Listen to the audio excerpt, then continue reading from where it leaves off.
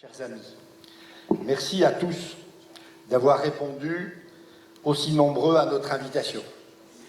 Ce n'est pas la première fois, comme vous l'a dit Daniel Haïk, que l'espace francophone organise une rencontre avec le maire de la ville, notre ami le docteur Ekhriel Lasri, et les francophones. Nous pourrons nous en féliciter si cette rencontre citoyenne et amicale nous permet de connaître un peu mieux, de vous faire connaître un peu mieux cette ville, de connaître un peu mieux son maire, et si cette rencontre facilite votre intégration. L'intégration par la culture, c'est la vocation de l'espace francophone. Si les Juifs de France viennent en Israël, c'est pour vivre une vie juive plus riche, plus authentique. Si les Juifs de France viennent en Israël, c'est parce que nous sommes sionistes dans l'âme. Si nous pensons souvent à la France, c'est parce qu'au fond de nous, nous aimons beaucoup ce pays. C'est parce que nous avons aussi beaucoup d'attaches familiales là-bas et que nous sommes parfois inquiets pour les Juifs de France. Notre association s'est imposée à Ashdod et fait référence en Israël en matière culturelle.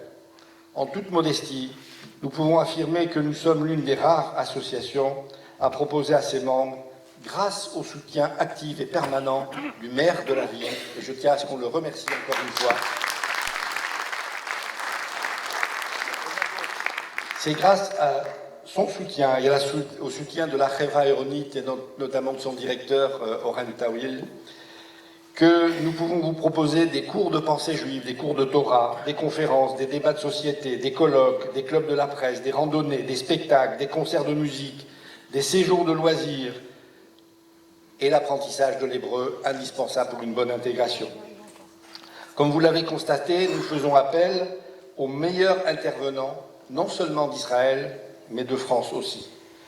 Par nos actions continues et soutenues, nous contribuons fortement à l'intégration des Olim de France. Si nous sommes arrivés à un tel degré de reconnaissance, c'est grâce à une exigence de qualité, grâce à notre imagination, à notre savoir-faire, et surtout grâce à une équipe de bénévoles que je vous demande de saluer. Nous sommes au nombre de 50 bénévoles pour faire tourner cette association.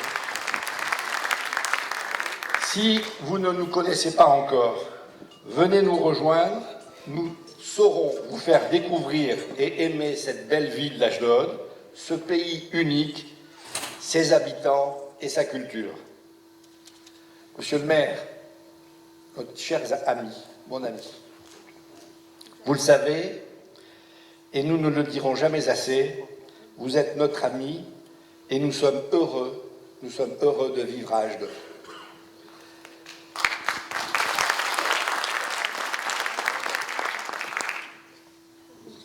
Nous apprécions vos actions autant que nous apprécions l'homme que vous êtes, discret, affable et efficace. Comme nous sommes entre amis, nous n'allons pas nous cantonner aux éloges, que vous méritez par ailleurs. Nous voulons aussi aborder avec vous des questions qui parfois nous indisposent notre vie au quotidien. Tavo Abaïta, venez à la maison, a déclaré le Premier ministre Benjamin Netanyahou, après chacun des trop nombreux événements tragiques qu'a connus le judaïsme français ces 7 dernières années. La France est le plus grand réservoir de juifs en Europe. Selon l'agence juive, ce sont 500 à 800 000 juifs qui peuvent faire demain leur alia, ou en tout cas être concernés par la loi du retour. La alia de France est une alia choisie.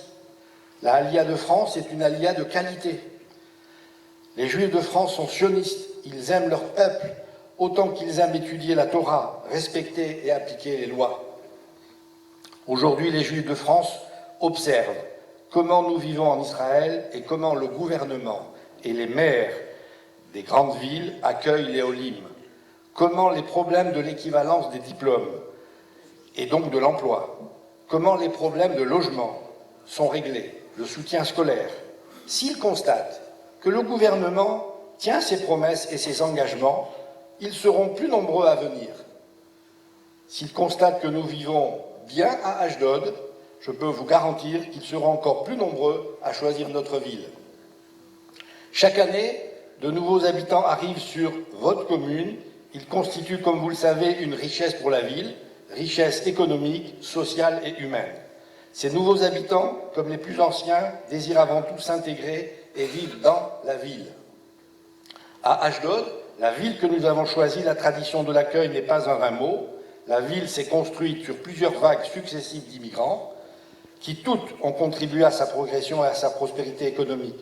Vous pouvez compter sur nous pour participer à sa construction. כבוד ראש העיר, בבקשה.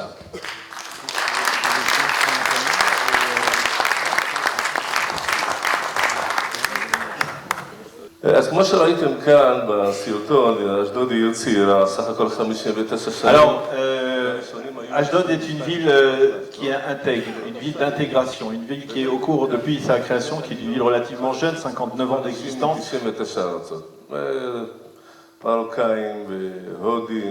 ville qui a toujours intégré des communautés juives venant de diaspora. Il y a eu bien entendu l'Alia du Maroc, l'Alia roumaine, il y a eu l'Alia des Russes, il y a même des Éthiopiens, mais il est clair qu'il y a l'Alia de France et qu'aujourd'hui nous nous focalisons à la mairie sur l'Alia de France et sur l'intégration de l'Alia de France. C'est pour nous très important. Nous sommes conscients des changements qui sont en train d'intervenir, en particulier ce qui s'est passé après l'attentat de Charlie Hebdo et en particulier aussi ce qui s'est passé il y a de cela un mois à Paris. Nous sommes conscients que nous pouvons attirer des Olim de France, des candidats à l'Alia de France ici dans la ville d'Ashdod. וגם יהיה מנוע, כי מדברים בכלכלת בריאות, כל מקום עבודה בבית חולים נותן 6 מקומות עבודה מחוץ לבית החולים. זה מכפלות מאוד משמעותיות. אז זה נושא מאוד חשוב, אנחנו כולם מחכים, שנים אנחנו חלמנו, בעזרת השם במאי 2017 פותחים את בית החולים. Alors l'hôpital, vous le voyez, il est en train de se construire, il y a déjà des fenêtres, donc il sera inauguré en 2017. C'est très important, l'hôpital, il va nous permettre de faire venir de la main-d'œuvre de haut niveau ici. Il y a 1200 employés, médecins, infirmiers, infirmières et un personnel administratif ici qui vont être employés par cet hôpital. Et il faut savoir que l'arrivée d'un hôpital, la construction d'un hôpital dans la ville, cela va permettre de faire venir 6 fois plus de gens de faire travailler 6 fois plus de gens pour chacun des employés de cet hôpital. Donc ça va donner un véritable coup de fouet à la ville d'Ashdod. אני רוצה לחזור לתוך העיר, הפרויקט הגדול ביותר בתוך העיר הולך להיות משהו שמשולב בשני דברים. א', תחבורה ירוקה, וב', התחדשות עירונית. לפני שבועיים סגרנו את הכל, מכרז יוצא ממש בשבוע הבא, יוצא המכרז. באפריל אנחנו מתחילים את העבודות. העבודות יימשכו שנתיים. מה יהיה הדבר העיקרי? יהיה רחוב הרצל, מהסטאר סנטר. Il va y avoir un développement important dans le centre de la ville, en particulier sur la grande artère d'Herzl, où la ville a reçu la possibilité elle a remporté un concours qui lui permet de développer, qui va lui permettre de recevoir quelques 400 millions de shekels qui sont déjà dans les caisses pour développer un projet de transport en commun écologique, vert. Ces transports en commun, la première ligne sera sur Herzl, mais en fait, voilà, c'est-à-dire c'est une nouvelle ligne qui va se développer et ensuite, donc, et effectivement, vous allez souffrir pendant quelques temps, mais effectivement, pour être beau, pour être propre, pour être vert, il faut souffrir. Mais ensuite, après, tout cela sera extrêmement attirant. Et la même chose, le même projet qui va se développer donc sur Herzl se développera sur le Bnei sur l'artère de Bnei. Et donc, je prévois de terminer tout cela en 2018. Pourquoi en 2018? Bien tout simplement parce qu'il y a les élections municipales. Shelot. Not norm שואלים אותי פה, אז ניקיון, אוקיי? נשאל שאלה על ניקיון, כן? היו ויכוחים בסרט על מי... נדבר על ניקיון של העיר. העיר עברה כמה תקופות של ניקיון. ככל שהיא גדלה יותר, אז הבעיה של הניקיון הייתה יותר ויותר חמורה. היום השטח של אשדוד הוא כמו השטח של תל אביב. אולי אני אראה לכם תל אביב יותר גדולה, ב-4,000 דונם. אנחנו 50,000 דונם והם 54,000 דונם, זה ההבדל. אז מאוד קשה. לפני כמה שנים מה שעשינו, הקמנו משהו שנקרא מנהלות רובעים. לכל רובע יש כמו ראש עיר של הרובע שמטפל בנושא ניקיון, לא בחינוך ולא ברווחה, רק ניקיון. ועשינו מהפכה, באמת העיר הפכה להיות מאוד מאוד נקייה. למשל מנהלות עבדו, גם הוספנו הרבה משאבים, תשתיות, בפינוי אשפה. הפחים הכחולים שאתם רואים עם הניילון ברחוב, היו 250 בכל העיר, היום יש 5,000 בכל העיר. זאת אומרת, מחזור, נייר, זכוכית, כמובן פלסטיק, עשינו באמת, והתושבים התרגלו לעיר מבריקה. ב-2012 קיבלנו את התחרות של המדינה, מועצה לארץ ישראל יפה, העיר היפה ביותר במדינת ישראל. מה שקרה בשנה האחרונה, ואני מודה, לא צריך להגיד לי, יש ירידה.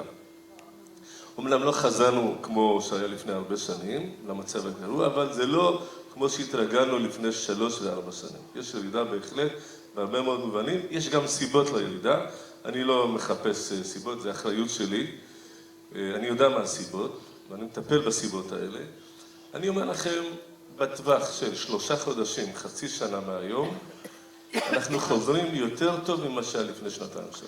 זה אין ספק. זה בשבילי נושא הכי חשוב. אני תמיד יש לי ויכוח עם מנהלי בתי ספר והמורים. כל השנים אומרים, החינוך בראש סדר העדיפויות. מקום ראשון חינוך. אני אמרתי, כשנהייתי ראש עיר, אצלי מקום ראשון ניקיון. אז כל המנהלים, המורים אמרו, מה, זה ראש עיר אתה, החינוך יותר חשוב מהניקיון. לא. אנחנו קודם כל רוצים כיתה נקייה וסביבה נקייה, ואחרי זה נעשה חינוך. אז בשבילי זה דבר חשוב ביותר, ואני הולך לטפל בזה באופן אישי. אתם תראו את השינוי בטווח של 3 חודשים, חצי שנה, אולי נעשה פגישה ותגידו לי מה המצב. Alors en matière de propreté de la ville, c'est vrai que nous avions il y a quelques années un problème. Nous avons pris une initiative, c'est-à-dire de créer par quartier, de désigner des responsables qui seraient chargés de centraliser le problème de la propreté. Et nous avons obtenu très rapidement des résultats. Nous avons développé, par exemple, nous avons multiplié le nombre de poubelles. Il y en avait 250, maintenant il y en a 5000. Donc nous avons pris ce sujet et il y a eu une nette amélioration au cours des dernières années. Et la ville, en 2012, nous avons reçu le prix de la ville la plus propre d'Israël. Mais je dois avouer, attendez, je dois avouer, אני באמצע, בקטע שזה הכי טוב. אבל je dois avouer que depuis un an, il y a une baisse. Je connais les... Ah, voilà. Voilà. עשיתי... En particulier, voilà. אתם לא הייתם כאן, מתי עלית לאשדוד? 2 לא היית פה לפני 3 שנים, 4 שנים. מזל. Vous n'étiez pas là il y a 3 ans, donc voilà. היית מפטרת אותי. Alors voilà. Alors vous m'auriez limogé. Alors effectivement, il y a un an, depuis un an, nous avons un problème. Je connais les raisons de ce problème. Je m'en occupe et je vous promets que d'ici 3 mois ou 6 mois, eh bien ce problème sera derrière nous. אני רוצה להשלים עוד נושא אחד, ואז נעבור לנושא של הצרפתים, העלייה מצרפת ושאלות. הנושא של דיור, של דירות, של מגורים. אשדוד, היום 250,000 תושבים. אנחנו מכינים תוכנית מתאר לשנת 2030 ל-320,000 תושבים. תשאלו איפה זה יהיה, כי אין שטחים באשדוד פנויים, כמו שאתם רואים. יש את המער דרום, ויש את הרובע המיוחד, אבל אין מקומות נוספים. אשדוד כבר מיצתה את כל הגבולות שלה. במערב יש לנו את הים, במזרח יש לנו את גן יבנה ושתולים, במשולש החקלאי, בצפון יש לנו את אזור התעשייה, בדרום את שמורת טבע, אין לנו לאן להתפשט. מה שאנחנו הולכים לעשות זה לחדש את העיר ברובעים הישנים. ברובע א', ב', ג', ו', חלקים מ', חלקים מ', אנחנו הולכים לעשות 2 תהליכים. אחד, תמ"א 38, שזה לחזק בניינים ישנים נגד רעידת אדמה וגם שיהיה ממ"ד נגד טילים. ודבר שני, פינוי-בינוי, שזה להרוס בניינים ולהקים במקומם בניין חדש. יש כבר פרויקט ראשון ברובע א' בירידה לים רחוב הדקל, יש שם 4 בניינים, בערך 100 דירות ב4 בניינים, במקומם נבנה 500. אז זה היחס 1 ל-5 בערך, 500 דירות, וזה יקרה בכל הרובעים הוותיקים האלה במשך השנים הבאות. זה תוכניות שהמדינה לוקח לה הרבה זמן לאשר אותן. אנחנו נראה את מה שסיפרתי לכם על רחוב הרצל עם האוטובוסים, בשני הצדדים, מז'בוטינסקי, קודם כל בסטאר סנטר, בז'בוטינסקי, אחרי זה רחוב אילת, אחרי זה שדרות יצחק הנשיא, ועד כמעט יוניטרייד שם באזור של שדרות ירושלים, כל זה הבניינים בצדדים יהרסו, במקומם יקומו מגדלים, למטה יהיה עסקים, בתי קפה וכן הלאה, וזאת תהיה שדרה מאוד מאוד מיוחדת, זה יהיה כמו אבן גבירול בתל אביב, יהיה הרצל באשדוד. היום, אם אתם שואלים בן אדם באשדוד, אם יש לו כתובת רחוב הרצל, אין בן אדם אחד בכל אשדוד שהכתובת רחוב הרצל. למה? כי רחוב הרצל זה רק רחוב שנוסעים בו, לא גרים בו. אנחנו רוצים להפוך אותו לרחוב שגרים בו, זה חשוב, זה משנה, אולי בהזדמנות אחרת אני אספר לכם על שינוי התפיסה של התכנון העירוני, ממה שהיה מקובל פעם, לתכנון חדש. אנחנו רוצים להיות כמו פריז, כמו ברצלונה, שהכל ביחד. בניינים עם עסקים, עם בתי קפה, עם תרבות, עם הכל ביחד, ולא נפרד. היום אשדוד מחולקת לרובעים, עם אוטוסטרדות ביניהם, ואין קשר בין הרובעים, אנשים לא מסתובבים ברחובות ולא נפגשים מספיק. אז באמצעות התוכנית הזאת, של התחדשות עירונית, באמצעות התחבורה הציבורית, אנחנו עושים את העיר יותר ידידותית, כמו ברצלונה, כמו מנהטן, כמו פריז וכן הלאה. זה בתפיסה, ובהיבט הזה יהיו עוד אלפי יחידות דיור. אני לא מבטיח שהמחירים יהיו נמוכים. למה? כי אני רוצה להיות ראש עיר טוב. ויש ראש עיר טוב, אז המחירים גבוהים. אם המחירים נמוכים, תדעו שראש העיר לא טוב. אני לא רוצה להיות טוב, מה אני אעשה? עכשיו, אנחנו במקביל אבל, כמו עם המדינה, רוצים לדאוג לפרויקטים בר השגה, דיור בר השגה. זה לזוגות צעירים, זה לאנשים שקשה להם, שכירות ודירות קטנות. לא בנו באשדוד שנים, לא בנו דירות קטנות. עכשיו אנחנו הולכים לתוכנית, אני אציג אותה בתקשורת עוד בשבועות הקרובים, בחודשיים הקרובים, לבנות הרבה יחידות דיור קטנות ודירות להשכרה. חלק על קרקע של העירייה, חומה, וחלק שאנחנו ניתן יזמים, נוסיף להם זכויות אז זה אני מקווה ייתן מענה. אולי זה לא יוריד מחירים כלליים, אבל זה ייתן מענה לאוכלוסיות שקשה להם.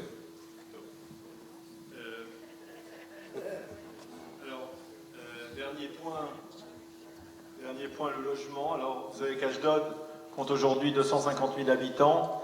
Notre projection, c'est d'essayer de passer d'ici quelques années à 320 000 habitants. Alors, comment on va faire ça? Parce que nous avons utilisé quasiment toutes nos réserves de terrain. Et nous avons la mer à l'ouest, au sud, nous avons des réserves. À l'est et au nord, j'ai pas très bien le port, il y a le port au nord, donc c'est difficile de trouver. Comment on va faire? Eh bien, nous allons essayer de moderniser, de reconstruire les premiers quartiers de la ville, 1, 2 et 3, avec 2 programmes. Le premier programme, c'est le fameux programme de Tama 38, qui va permettre de consolider les appartements, les immeubles, et de les élever aussi. Ou alors, l'autre option, c'est donc de binouille, c'est démolir et de reconstruire.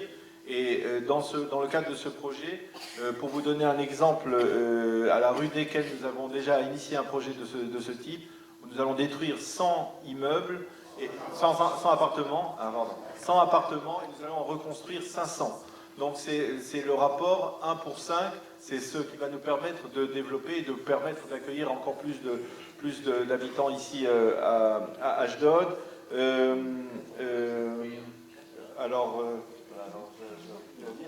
À propos des prix des appartements, effectivement les appartements coûtent cher, mais je crois que si je faisais baisser les prix des appartements, eh bien je ne serais pas un bon maire.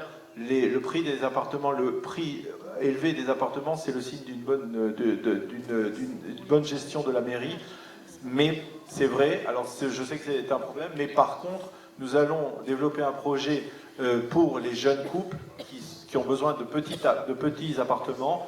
Et donc nous allons, ce qu'on appelle faire du Diur Bar Hasaga, des appartements disponibles qui sont fonctionnels pour des jeunes couples, qui vont leur permettre de s'installer et de trouver des appartements à plus bas prix, en location, pardon, non pas en achat, mais en location, des appartements pour les jeunes couples. Et je crois que c'est tout. D'accord.